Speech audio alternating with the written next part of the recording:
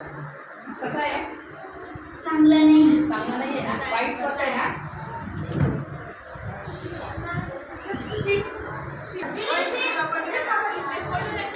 छान आहे.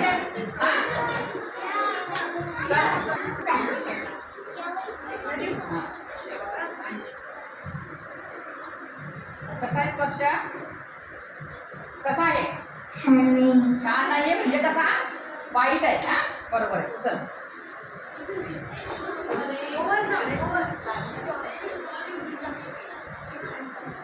छान आहे. छान आहे ना? फुलांचा स्पर्श छान असतो ना?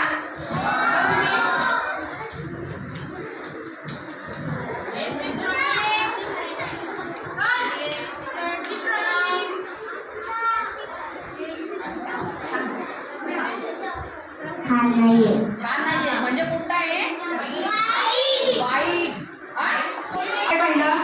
खेळणं पाहिलं, मऊ स्पंज पाहिला, मोरपीस पाहिलं आणि वाईट स्पर्श कुठले रे?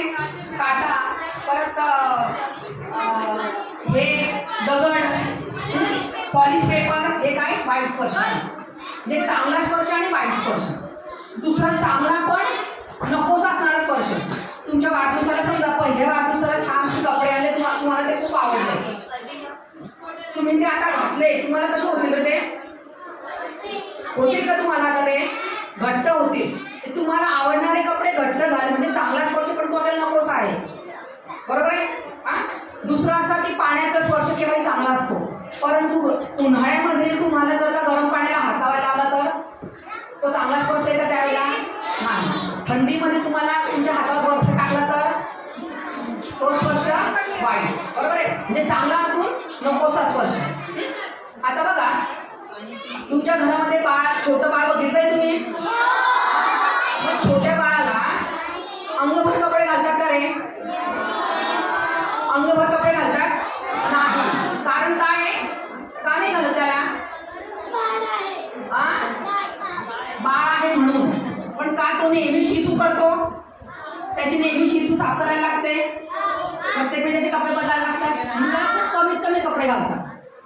परंतु आई त्याला ज्या वेळेला बाहेर नेते त्यावेळेला त्याला काय काय घालते? टोपी घालते, मोजे घालते, स्वेटर घालते, शूज घालते, डायपर घालते.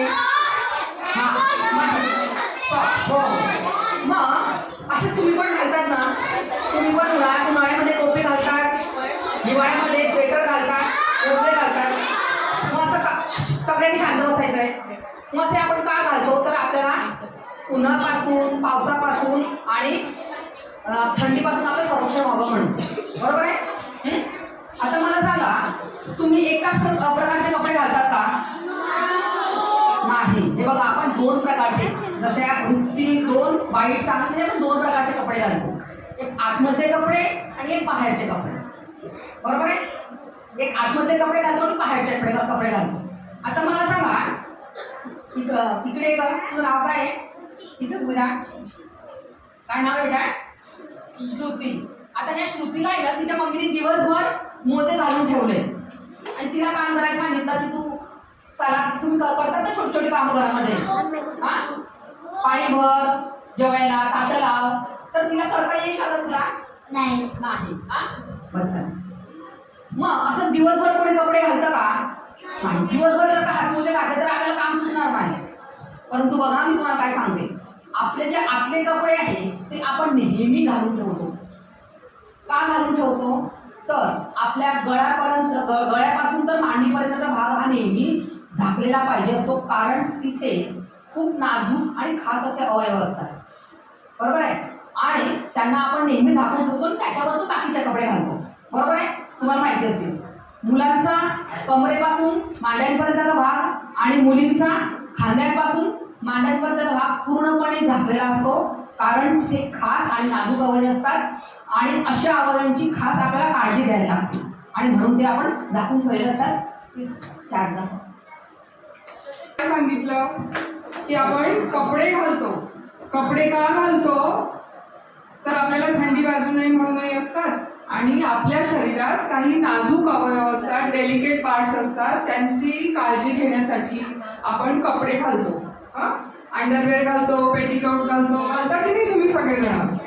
तर ते का घालतात? तर आपल्या शरीरामध्ये आपले काही प्रायव्हेट पार्ट्स असतात, त्या पार्ट्सना कुणीही टच करायचा नसतो. आपणही दुसऱ्या कुणाच्या प्रायव्हेट पार्ट्सना टच करायचा नसतो. तर कोणते प्रायव्हेट पार्ट्स असतात तुम्हाला दाखवते मी. हे काय आहे? Lips, mouth. करेक्ट, माउथ म्हणजे लिप्स आहेत. हा आपला प्रायव्हेट पार्ट आहे. इथे कुणालाही टच करू द्यायचा नाही किंवा आपणही कुणाच्या या प्रायव्हेट पार्टला टच करायचा नसतो. दुसरं काय आहे? चेस्ट आहे आपली. चेस्ट आहे आपली. तर इथे पण कुणालाही टच करू द्यायचा नाही किंवा आपणही कुणाला इथे टच करायचा नसतो. दुसरा हा पार्ट आहे की बिटवीन आवर टू लेग्स, दोन पायांच्या मधला जो आपला पार्ट असतो, प्रायव्हेट पार्ट असतो तो सुद्धा. तिथेही कोणीही कोणाला टच करायचा नसतो. आणि चौथा पार्ट काय आहे? आपले बटक्स. इथे आपण कोणालाही हात लावायचा नसतो आणि कुणी आपल्या ह्या पार्ट्सना हात लावायचा प्रयत्न केला तरी आपल्याला ते आवडत नाही आणि म्हणून आपण तिथे कुणाला हात लावू द्यायचा नसतो. हे आपले मोस्ट इम्पॉर्टंट पार्ट्स आहेत. हे सगळ्यांनी लक्षात ठेवा बरं का मुलांनो. चित्रात दाखवलेले आहे. कोणाला सांगता येतील का? कोणते? ये इकडे सांग, काय काय आहे? हा, कोणतं पार्ट आहे? माउथ. माउथ म्हणजे लिप्स. दुसरं चेस्ट. चेस्ट. करेक्ट. तिसरा बिटवीन आवर लेग्स. हा, आणि हे बटन. हे गुड गर्ल, गुड बॉय. तर काय होतं की आपण बघितलेलं आहे, आपण सांगितलं का आता या पार्ट्सना टच करू द्यायचं नाही, पण आपल्या घरात आई बाबा असतात, आपल्या घरात लहान बहीण भाऊ असतात, त्यांना आंघोळ घालते की नाही? आई घालते, बाबा घालतात, कधी आजी आजोबा पण घालतात आपले. तर आपले जे घरातले काळजी घेणारी माणसं असतात, जे लहानपणापासून आपल्या जवळ राहतात, जे आपली खूप खूप काळजी घेतात, अशा फक्त आई बाबांना किंवा आजी आजोबांना आपण आंघोळ करताना इथे स्पर्श करू दिला तरी चालतो, कारण गुड टच असतो आई बाबांचा. किंवा कधी कधी डॉक्टरांकडे तुम्ही जाता, तुम्हाला स्टेथोस्कोपने ते तपासतात की नाही, मग ते आपल्या चेस्टला पण टच करतात, पण तिथे आपले आई बाबा त्यांच्या सोबत असतात की नाही आपल्या सोबत.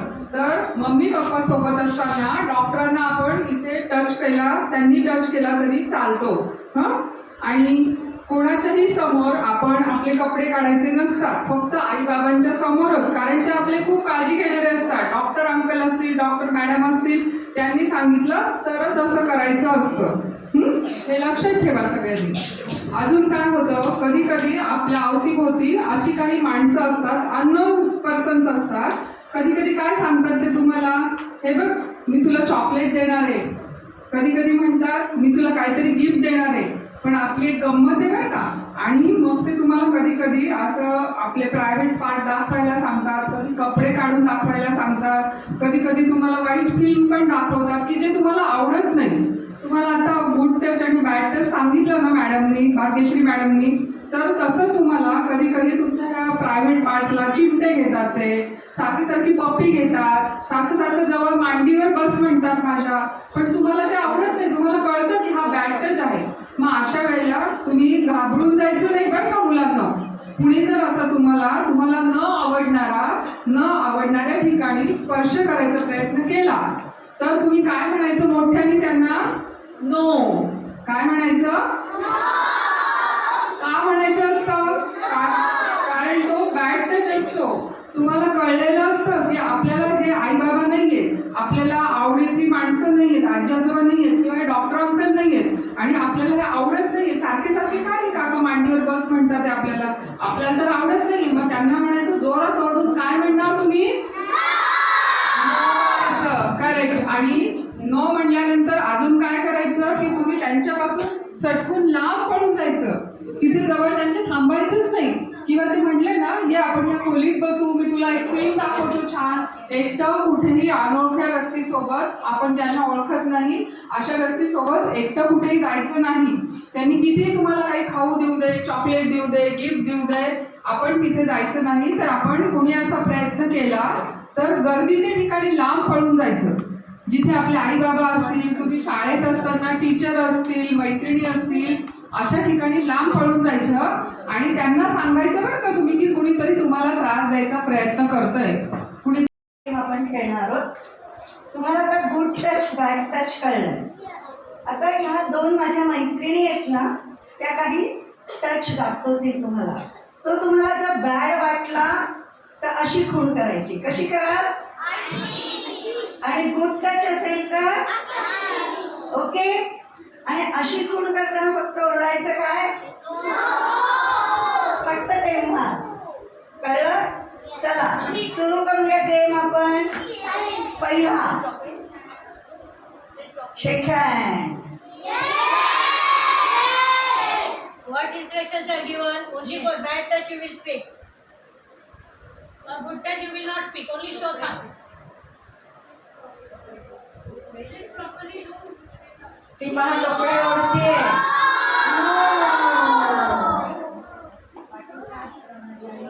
पाठीवर आई हात फिरवते पहा प्रेमाने. आई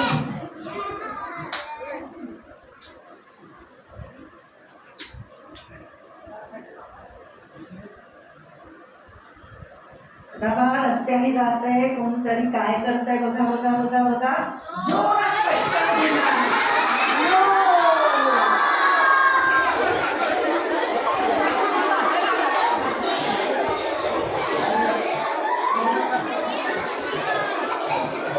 आता पहा बक्षीस मिळालंय बरं का. आता या ताईला बक्षीस मिळालं. बक्षीस मिळालं. कसा स्पर्श आहे? टच कसा आहे? माझं हुशार.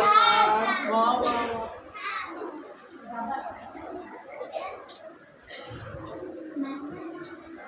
Second standard, sit properly. Hold your legs. आता हा स्पर्श पहा कसा आहे.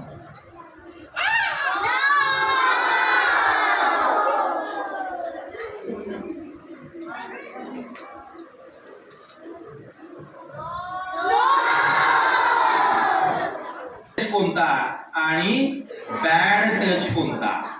बघा, गुड टच कोणता आणि बॅड टच कोणता हे अत्यंत चांगल्या पद्धतीने तुमच्या सगळ्या मुलांच्या लक्षात आलंय.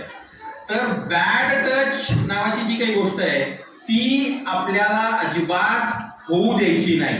बॅड टच जर असेल तर त्याबद्दल आपल्याला अत्यंत सावध राहायला पाहिजे. आपल्याला शरीराचे काही भाग दाखवले की ज्या भागांना आपण कुणाच्याही त्या शरीराच्या भागाला स्पर्श करणार नाही, टच करणार नाही याची काळजी आपल्याला घ्यायची. आणि आपल्या त्या भागांना जर कोणी टच करत असेल तर त्याला नो म्हणायचं आहे, त्याला नाही म्हणायचं आहे. लक्षात आलंय ना सगळ्यांच्या? बघा, आपला जो तोंडाचा सगळा भाग आहे, आपले गाल आहेत, आपला छातीचा भाग आहे, विशेषतः मुलींच्या छातीचा भाग, त्यानंतर आपला मागचा भाग, ठीक आहे, आपला मांड्यांचा भाग, मांड्यांच्या वरचा भाग, या सगळ्या भागांना आपण कोणीही स्पर्श करणार नाही, दुसऱ्या मुलाच्या, दुसऱ्या मुलीच्या. आणि इतर जर कोणी आपल्याला असे स्पर्श करायला आले तर आपण त्यांना नो म्हणणार आहोत, जोरात ओरडणार आहोत. ठीक आहे? अशा वेळी बघा, अशी जी व्यक्ती असते ना रे की जी राक्षस असते, आपण गोष्टीमध्ये बघितलं तर ही राक्षस नावाची व्यक्ती कोणी नसताना असे स्पर्श करण्याचा प्रयत्न करते.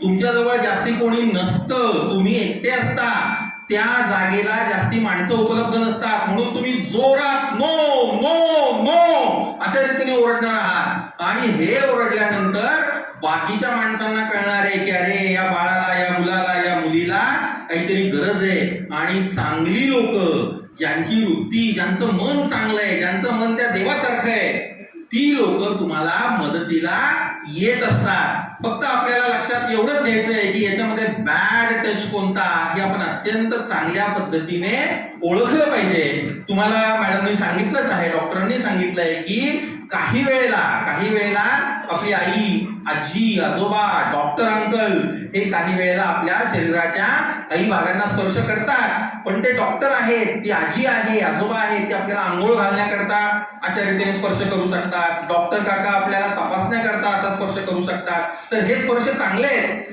पण वाईट वृत्तीची व्यक्ती, राक्षसी वृत्तीची व्यक्ती जर आपल्याला असा स्पर्श करत असेल तर आपल्याला तो टाळायचा आहे. आणि त्यावेळेला आपल्याला जोरात नो नो नो हे ओरडायचं आहे.